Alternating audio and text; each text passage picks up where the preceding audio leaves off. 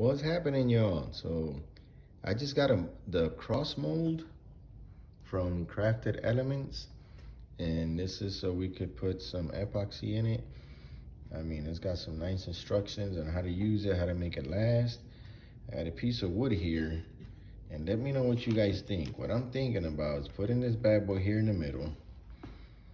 The rest is gonna be filled with epoxy, but I was thinking maybe put a Bible verse or something engraved in here with a different color epoxy.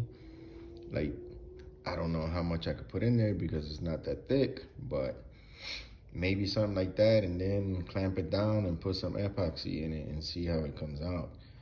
So let me know what you guys think in the comments. And I will be probably doing this project tomorrow. So, well, it might come out Sunday because I got a few things I gotta do tomorrow, but man, it's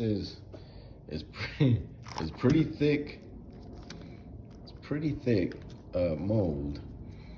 I got the mold release and everything already, so we're about to see, man. But here it is, Crafted Elements.